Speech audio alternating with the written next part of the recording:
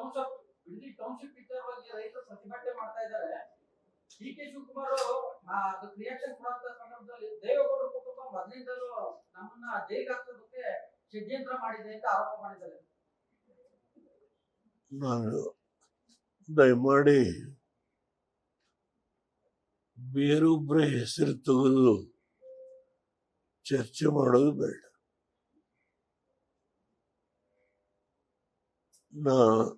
ನಾನು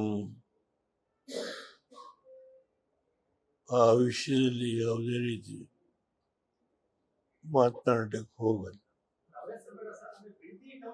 ಅವರು ಒಂದು ನಿಮಿಷ,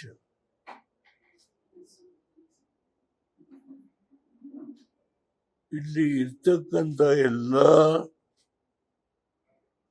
ದೃಷ್ಟಿ ಮಾಧ್ಯಮ 3 ತಿಂಗಳು ನಮ್ಮ ಮನೆ ಹತ್ರಲ್ಲೇ ಬೆಳಿಗ್ಗೆ 6 ಗಂಟೆಯಿಂದ ರಾತ್ರಿ 10 ಗಂಟೆವರೆಗೂ ಕೂತಿದ್ರು. ಯಾರ ಪ್ರೇರಣೆಯಿಂದ?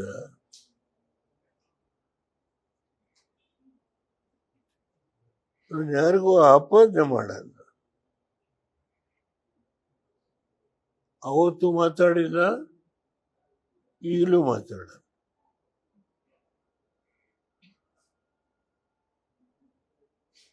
ಆ ದಿನಗಳಿಂದ ನೀವೇ ನೋಡಿದ್ದೀರಿ. ಅದ್ರ ಹಿಂದೆ ಯಾವ ಶಕ್ತಿ ಇತ್ತು, ಅದ್ರ ಬಗ್ಗೆ ಚರ್ಚೆ ಬೇಡ.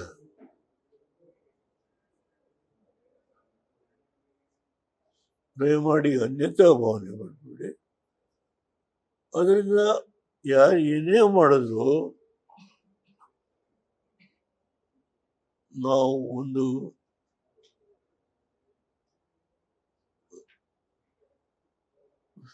ಸಣ್ಣ ರಾಜಕೀಯ ಪಕ್ಷ,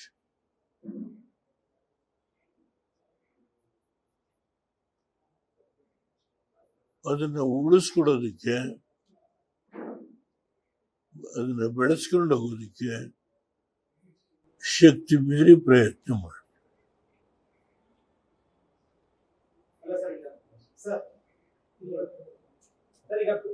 ರೈತರು ಪ್ರತಿಭಟನೆ ಮಾಡ್ತಾ ಇದ್ದಾರೆ. ಬಿಡದಿ ಟೌನ್ಶಿಪ್ಗೆ ನೀರಾವರಿ ಜಮೀನುಗಳೆಲ್ಲ ಹೋಗ್ತಾ ಇದೆ ಅಂತ ರೈತರು ಪ್ರತಿಭಟನೆ ಮಾಡ್ತಾ ಇದ್ದಾರೆ.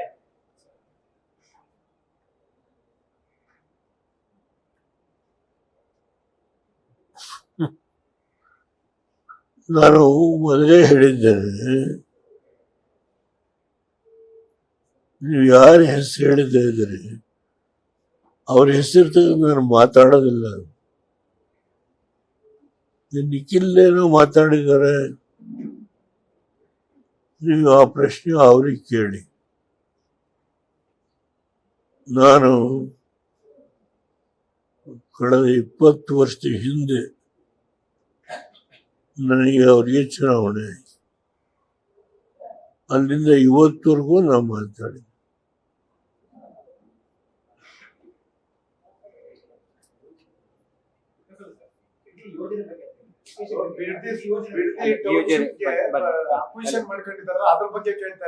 ಅವರು ಬಿಡದಿ ಟೌನ್ಶಿಪ್ಗೆ ಜಮೀನ್ ಅಕ್ವಿಷನ್ ಮಾಡ್ಕೊಂಡಿದಾರಲ್ಲ, ಅದ್ರ ಬಗ್ಗೆ ಕೇಳಿದ್ರು.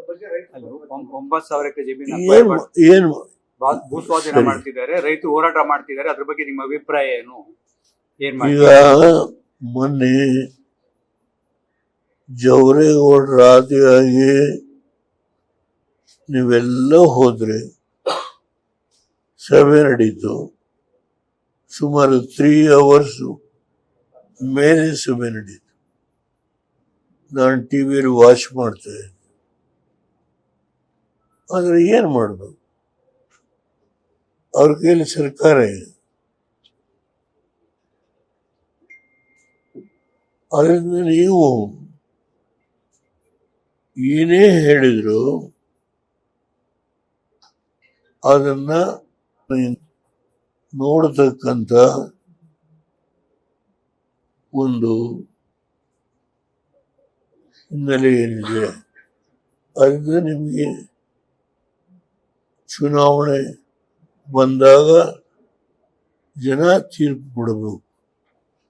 ಅಲ್ಲಿವರೆಗೂ ನೀವು ಕಾಯಬೇಕು. ನ್ಯೂಸ್ ಫಸ್ಟ್ ನಿರ್ಭೀತಿಯಿಂದ ನಿಮ್ಮ ಪರವಾಗಿ.